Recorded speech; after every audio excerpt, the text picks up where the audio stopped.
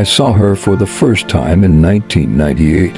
I was in high school back then, and I was about to see the literal beauty queen of the city. No exaggeration. She was stunning. She looked like the lead singer of Ace of Base quite a lot. One of my close friends objected at the time to that comparison and told me not to exaggerate, but I wasn't exaggerating. However, now, after dozens of years, I don't know if she still resembles the stunning singer or not. More than 20 years are enough to change a woman's appearance and figure. But the truth is, I now wish she resembled the Night King in the Game of Thrones series. Of course, there will be those who will be astonished by this shift from intense admiration to intense aversion, but I ask you, my friend, to wait until the end. The truth is that I have a feeling towards beautiful women, and I think that external beauty is everything, and that she is certainly beautiful on the inside as well. But the truth is not like that, and I learned this truth the hard way. We were living in a small town back then, and her brother was my close friend, my dear friend, in fact, my only friend. I left the city for the capital, but I always wanted to marry her for her enchanting beauty and because I knew her family well, and her brother was my only friend. It was the perfect match. I told myself that when I graduate from university, I would propose to her and marry her. The dreams were rosy for a young man who had not yet turned 20, who thought everything would go as he wished. Years passed, and I graduated from university without settling into a job yet. Then I received news that she had gotten engaged. Surely, a girl with such beauty wouldn't remain single for long. Little by little, I started to forget the matter, as it was over and she became another man's wife. So, I continued my life and started working in many companies, and many beautiful girls passed through my life. The problem I suffer from, which has landed me in trouble, is that I admire a girl just because she is beautiful in appearance, regardless of her character and personality. It is an inherent flaw in my personality, but I recovered from it after what happened, as life gives us lessons even after 40. Throughout those years, from 1998 to 2025, I had a close relationship with my best friend. We communicated regularly on social media, sharing everything with each other. I knew, of course, that his sister's engagement didn't last, and I actually asked him to marry her, but she refused. The important thing is that all those years, I was telling him my stories with girls. This one I went out with, and we had dinner at a restaurant overlooking a lake, and that one worked with me at the company, and I asked her to marry me, but her family refused because the age difference between us was nearly 20 years. And another one was divorced, and I wanted a causal relationship with her, but nothing happened. All those years, I was always searching for a woman, specifically a beautiful woman to marry. I was quite superficial, desiring only the beautiful exterior without looking into the deeper aspects. I used to share these stories with my only friend, but he wasn't single like me. He succeeded in marrying a beautiful woman, and they had 2 children. Besides my failure to find a woman, I have always suffered within companies' modest jobs, miserable companies, and despicable managers. It was as if there was always a functional and emotional social dysfunction, both of which refused to stabilize. If I liked a girl and wanted to marry her, she would refuse. If I found a job and stayed in it for a while, that period would not last. Of course, I do not absolve myself of responsibility, as I have made many mistakes over the past 20 years. I remember once there was a girl who was kind and respectful. She wasn't stunningly beautiful, but she had a certain beauty, and most importantly, she wanted and desired me. But foolishly, I missed the opportunity because she didn't meet the beauty standards I wanted. How foolish of me.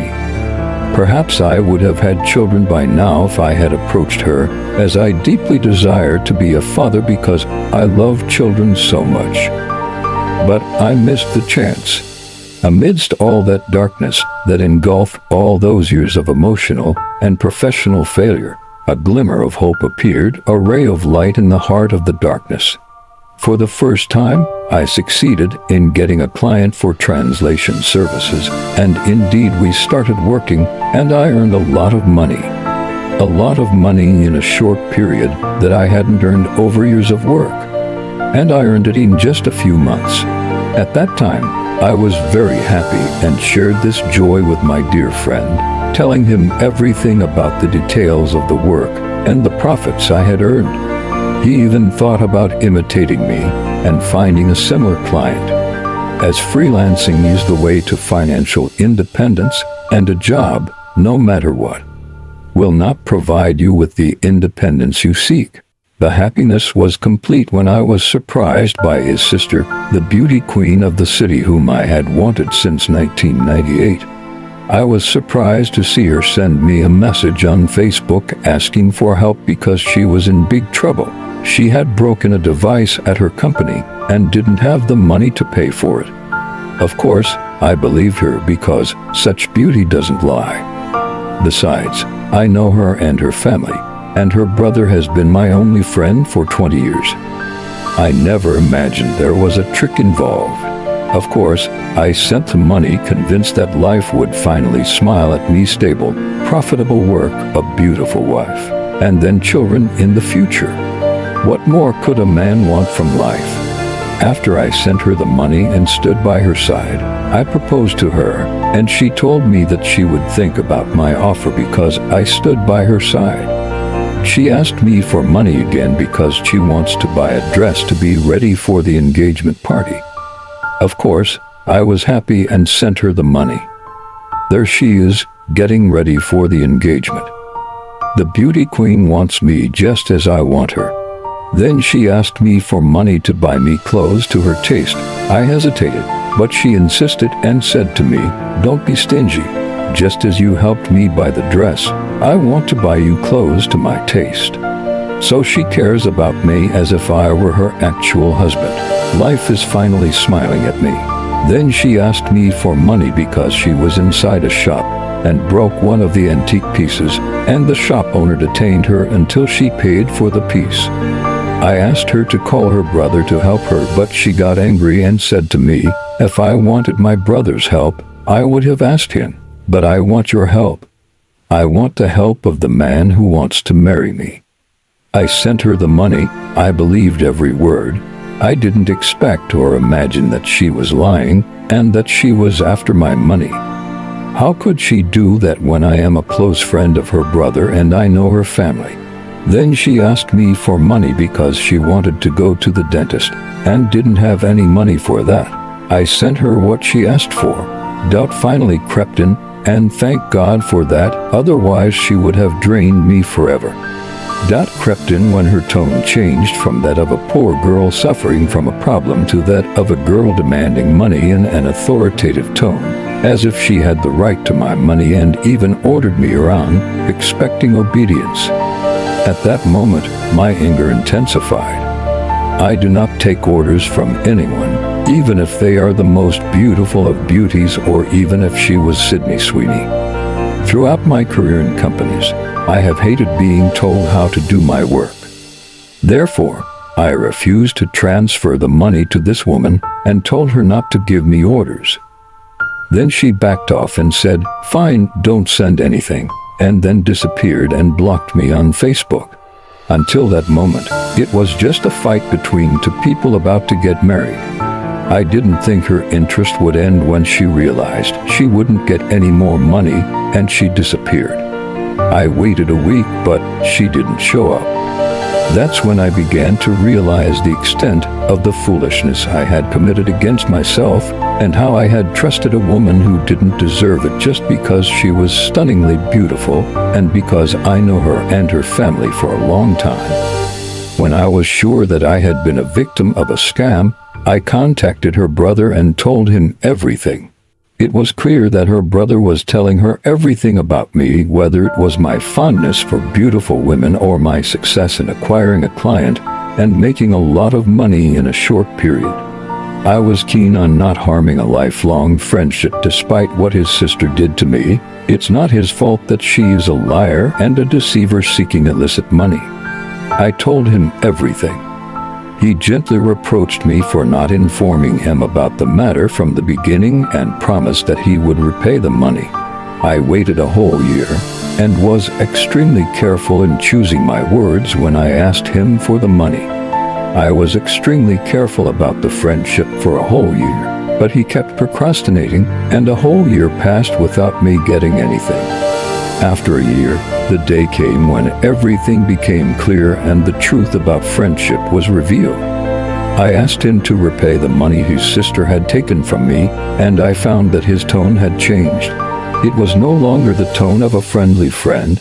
It was the tone of a man wanting to escape from friendship, from commitment, and from everything. He said to me, "I don't want you to talk to me again. We are no longer friends. You betrayed our friendship because you were talking to my sister behind my back." I did not betray the friendship, and I did not desire anything forbidden. Your sister claimed she was in trouble and needed someone by her side, that she was alone and had no one to support her, so I stood by her. Of course, I wanted to get married because I have now crossed 40 and found it an opportunity since I have been fond of her for a long time. When she started messaging me, I thought, why not? I never imagined she was after money, and I did not expect her to lie.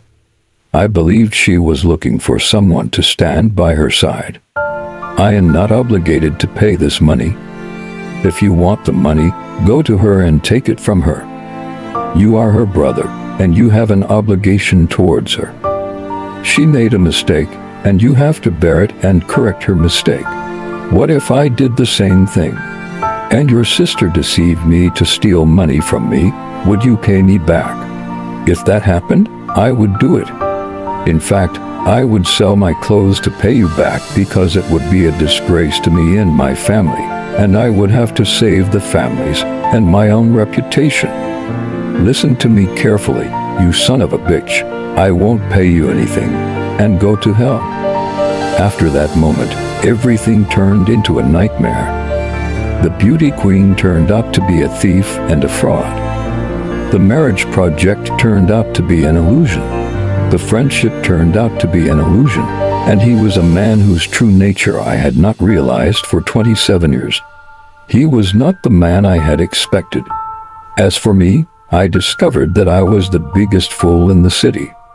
I sat thinking about what I would do after he revealed his ugly true face, that he was never a true friend, but just a mask waiting for the right moment to show his ugliness. What should I do? Should I travel to them and go to their house? But I don't know where they live. They left their old house a long time ago, and I don't know their new house. I wanted revenge more than I wanted to recover the stolen money. Perhaps it was foolish of me to send her money when I hadn't seen her in 27 years. Surely the years had changed her, and she had become someone else. Some say that a woman feels bitterness if time passes her by without marriage and children, and she desires revenge on men because she holds them responsible for her situation. Perhaps she had relationships with many men, but they left her when they discovered her true self. So she decided to take revenge on all men through me, even though my intentions were good. Maybe I was a fool, but I wasn't evil. I didn't want to hurt anyone, and I didn't harbor malice towards anyone. I only hurt myself. I sat thinking, rage igniting fires within my body, until I decided to tell all our classmates in the small town their truth. The scandal would be the best revenge. Indeed, I contacted some of those who were with us in high school from 1998 to 2000. They were all connected to my so-called friend, and there was a business relationship between them. They also knew his sister and where she worked. Then I told them everything, how she deceived me to steal my money, and how he acted disgracefully about it. I also contacted his wife and told her everything.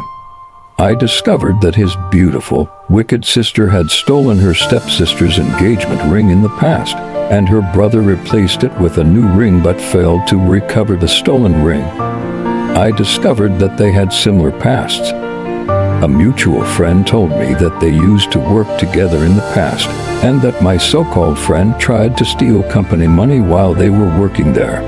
Another friend informed me that his sister was fired from a pharmacy where she worked because she committed a similar act. The picture became clear. I was living in a great illusion.